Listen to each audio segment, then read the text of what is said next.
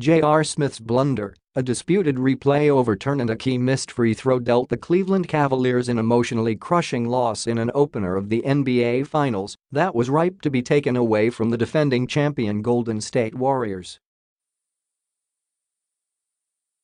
They finally got a bit of good news during a day off Friday when the NBA determined that Cleveland big men Tristan Thompson and Kevin Love wouldn't be suspended for Game 2 on Sunday night for their roles in a late-game brawl.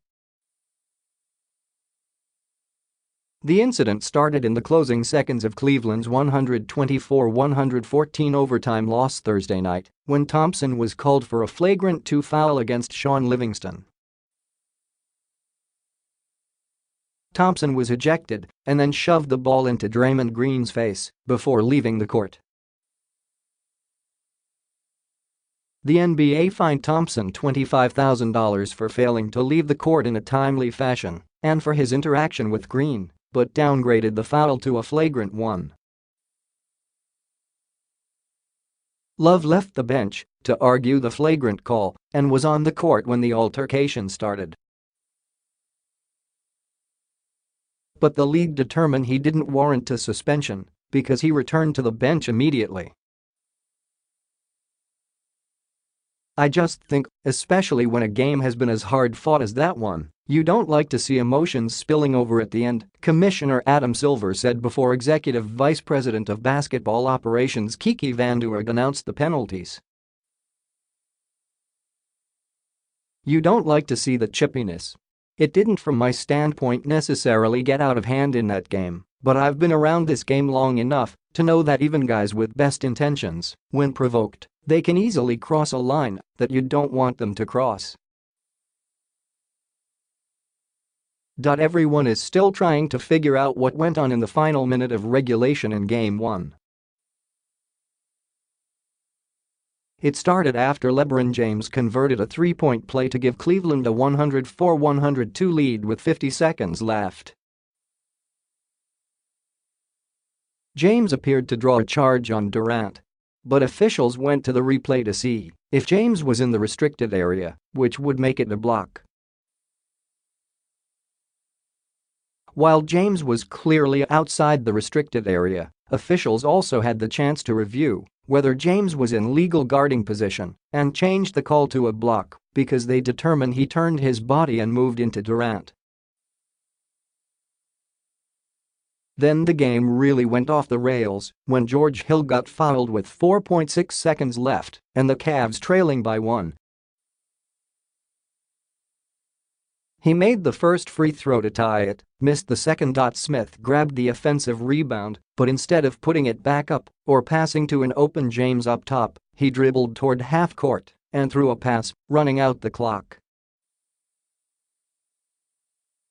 Coach Tyronn Lue said after the game that Smith thought the Cavs were ahead, although Smith said he knew the game was tied and was waiting for a timeout to be called.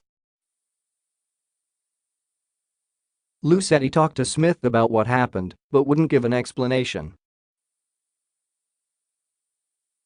Lue expects a big bounce-back performance in Game 2. JR can shake off anything, and when everybody tends to count J. are out, that's when he comes through, Lue said.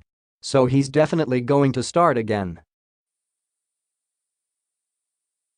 He's a big part of what we do. That last play is over, it's behind us, and now we've got to move on. Hill said he couldn't sleep last night, reliving the missed free throw. I felt like the team did a great job. Put ourselves in a position to win the game. Me not hitting the free throw, I feel like cost our team the win. And I dealt with that last night, he said. We're moving on as a team. We blew our chance, blew our opportunity. But we've got to focus on Game 2 now. It being one of the worst losses, got to kind of put it behind you now.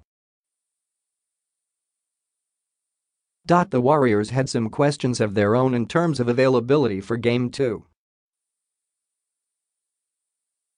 Klay Thompson, who briefly left the series opener after Smith slid into his left leg, said he is still sore but feeling much better and he doesn't expect any issues for Sunday.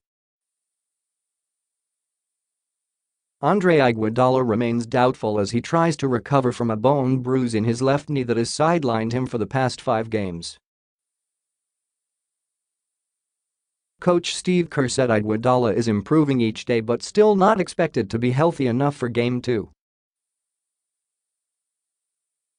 Kerr's bigger concern is figuring out a way to make things tougher on James after he scored 51 points on 19 for 32 shooting in the opener when he was able to repeatedly drive to the basket.